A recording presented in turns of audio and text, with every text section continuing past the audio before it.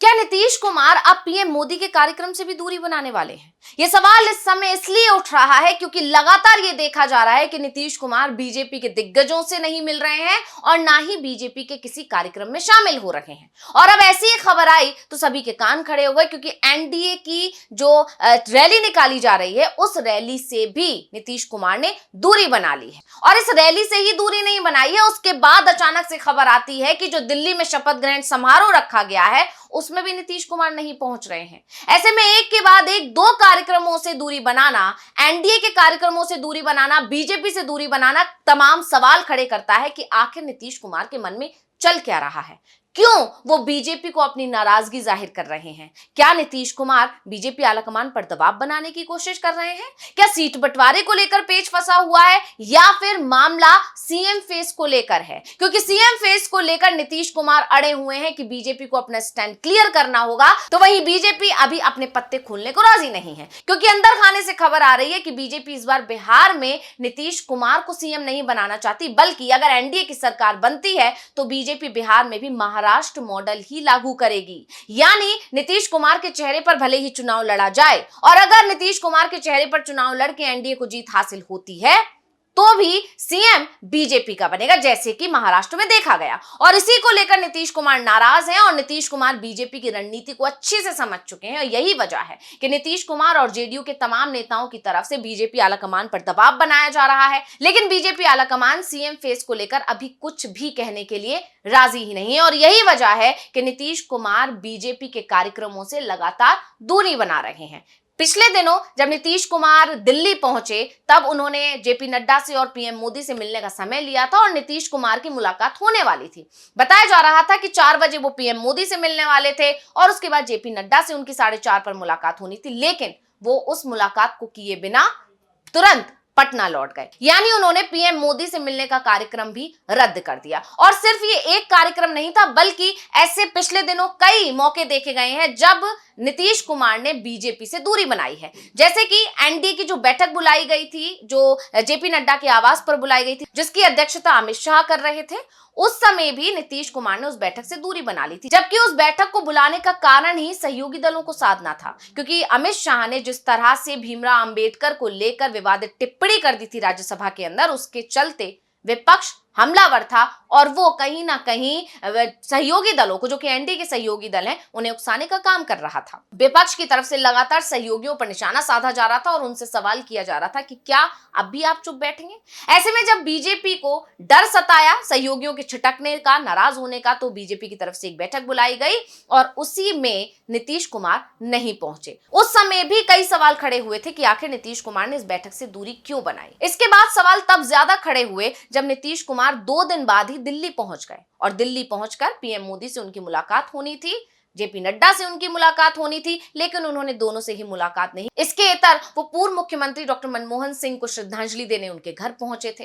तो ये सारी चीजें कहीं ना कहीं नीतीश कुमार और बीजेपी के बीच पड़ती दरार की ओर इशारा कर रही थी। और इसके बाद एक और मामला सामने आया जिसने ये बता दिया कि बीजेपी और जेडीयू के बीच कुछ भी ठीक नहीं चल रहा है। आपको याद होगा अमित शाह पटना दौरे पर जाने वाले थे, लेकिन उससे पहले ही खबर आई कि नीतीश कुमार ने अपना पटना दौरा रद्द कर दिया है, क्योंकि ये तय माना जा रहा था कि जब अमित शाह पटना जाएंगे तो नीतीश कुमार से उनकी मुलाकात होगी और नीतीश कुमार से मुलाकात के बाद उनसे सवाल पूछे जा सकते हैं।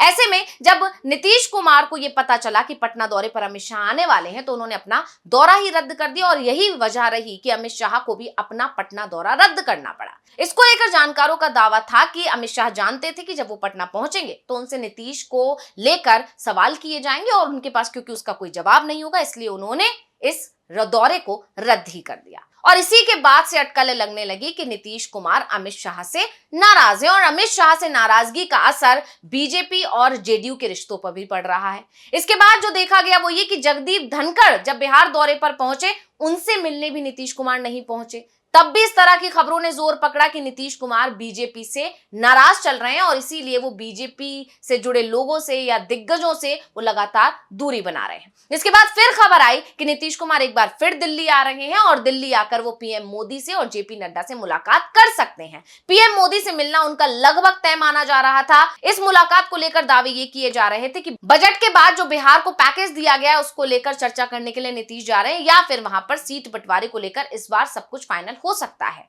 लेकिन नीतीश कुमार इस बार भी पीएम मोदी से बिना मिले वापस लौटा है और उसके बाद खबरों ने जोर पकड़ लिया कि इस बार भी नीतीश जिस मंशा के साथ गए थे वो पूरी नहीं हुई, या फिर बीजेपी पर जो दबाव बनाने की वो कोशिश कर रहे थे, बीजेपी नीतीश के आगे झुकने को अभी राजी नहीं है, या नीतीश की शर्तें मानने को बीजेपी राजी नहीं है, और इसीलिए नीतीश ने इस दौरे को भी रद्द कर दिया। और इसके बाद अब खबर आ रही है कि दिल्ली में जो बीजेपी का शपथ ग्रहण कार्यक्रम है उसका जब न्योता नीतीश कुमार को पहुंचा तो नीतीश कुमार ने उसमें आने से भी मना कर दिया। और बड़ी बात यह कि नीतीश कुमार ने इस कार्यक्रम में ना आने की जो वजह बताई है वो है प्रगति यात्रा। यानी नीतीश की तरफ से कहा गया है कि क्योंकि उनकी प्रगति यात्रा बिहार में चल रही है, ऐसे में वो शपथ ग्रहण कार्यक्रम में शामिल नहीं हो सकते। जबकि इससे कुछ दिन पहले ही एक शादी में शामिल होने के लिए जब नीतीश कुमार दिल्ली पहुंचे थे तब उन्होंने अपनी प्रगति यात्रा को रद्द किया था। ऐसे में बड़ा सवाल यह है कि क्या शपथ ग्रहण कार्यक्रम में जाने के लिए वो अपनी प्रगति यात्रा को एक दिन के लिए रद्द नहीं कर सकते थे?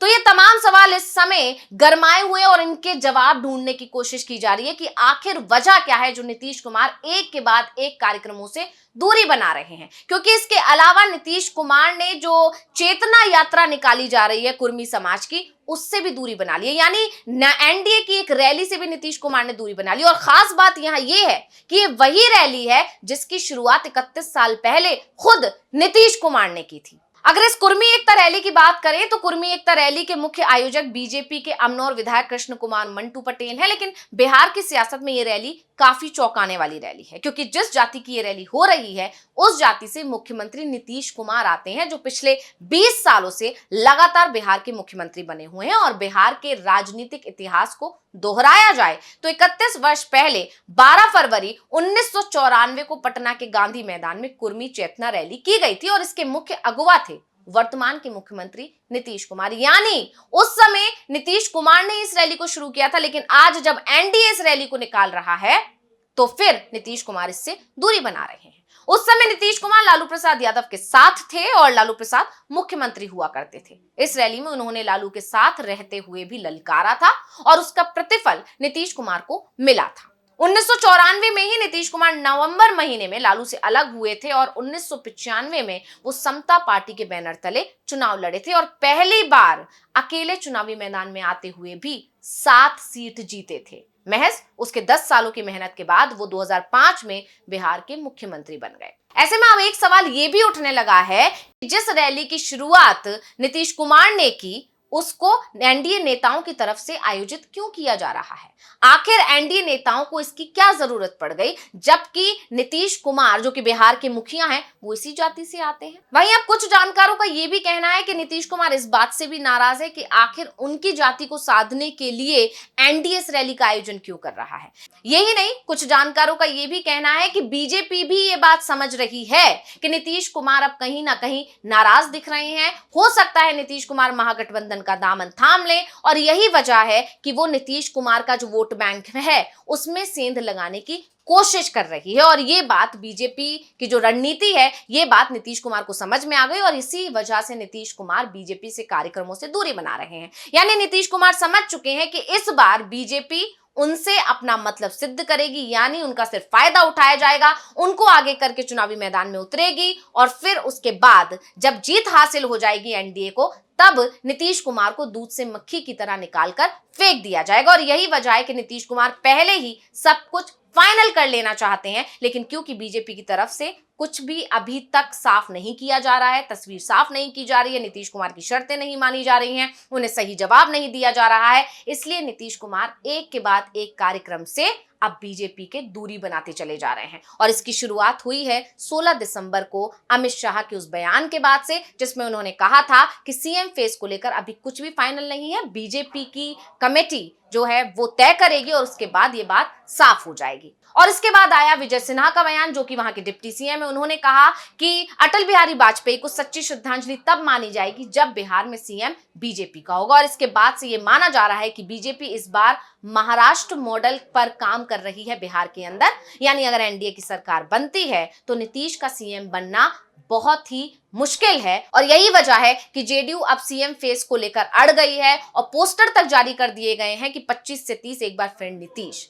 यानी सीएम फेस को लेकर दोनों के बीच खींचतान मची हुई है और अब नीतीश कुमार कहीं ना कहीं बीजेपी पर दबाव बनाने की कोशिश कर रहे हैं। ऐसे में बड़ा सवाल यह है कि जब पीएम मोदी अब बिहार पहुंचेंगे तो क्या नीतीश कुमार उनके साथ मंच साझा करते हुए नजर आएंगे या नहीं। तो रिपोर्ट आपको कैसी लगी हमें कमेंट करके अपनी राय जरूर दीजिएगा। इसी के साथ मुझे दीजिए इजाजत। देखते रहिए टीवी लाइव। नमस्कार।